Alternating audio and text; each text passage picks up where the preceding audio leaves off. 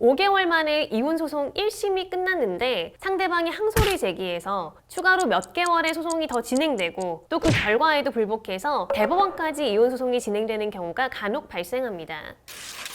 네, 안녕하세요. 여러분의 가치 있는 이혼을 돕는 류현정 변호사입니다. 오늘은 유독 시간이 오래 걸릴 수밖에 없는 이혼소송 유형에 대해 말씀 나눠보려 하는데요. 의뢰인분들 중에요. 변호사님, 이혼소송 몇 년 걸린다는데 정말 엄두가 나지 않네요. 그렇다고 배우자와 합의가 되는 것도 아니고 이혼을 안 할 수도 없고 최대한 이혼 소송 기간을 단축할 수는 없나요? 이렇게 말씀 주시는 경우가 있습니다. 그런데 사실 이혼 소송의 약 80~90% 정도는 모두 1년 안에 충분히 마무리됩니다. 보통은 10개월 내에 마무리되고요. 하지만 필연적으로 기간이 오래 걸릴 수밖에 없는 사건 유형들이 있습니다. 이혼 소송에 소요되는 기간이 얼마인지 궁금했던 분들은 오늘 영상 끝까지 지켜봐 주시기 바랍니다.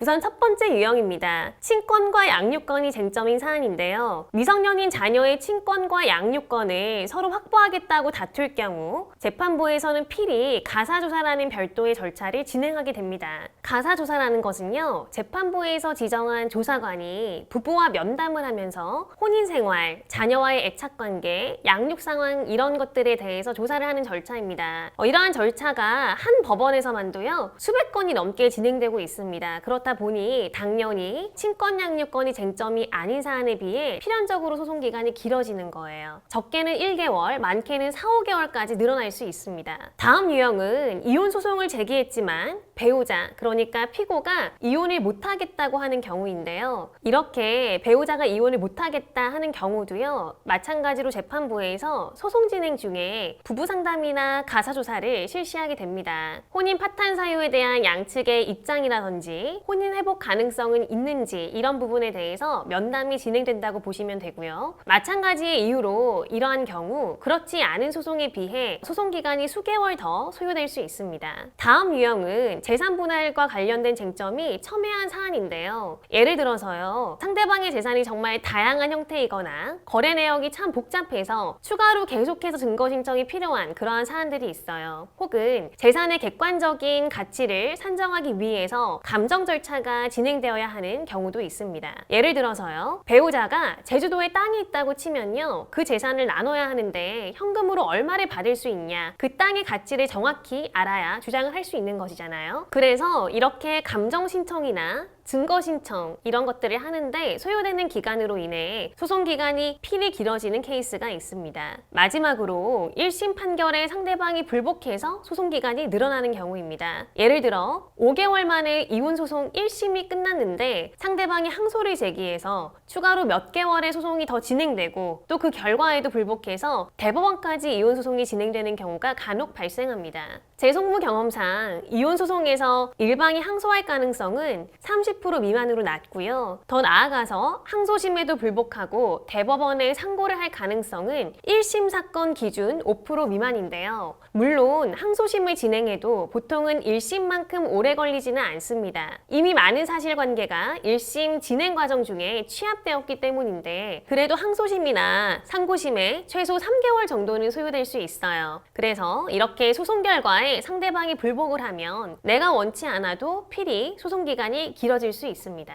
그럼 다음으로 예상되는 질문이 있죠. 이럴 경우 다른 이혼 소송에 비해 얼마나 소송 기간이 더 걸리는지 아마 궁금하실 텐데요. 가사조사 또는 부부 상담의 실시로 소송 기간이 길어지는 경우에는 보통 2개월 내지 4개월, 그리고 첨예한 재산분할 다툼으로 인해서 소송 기간이 길어지는 경우에는요, 보통 3개월 내지 5개월, 마지막으로 항소 또는 상고로 인해서 소송 기간이 길어지는 경우에는 보통 6개월에서 길게는 1년 정도 소송이 더 길어질 수 있다, 이렇게 생각하시면 되겠습니다.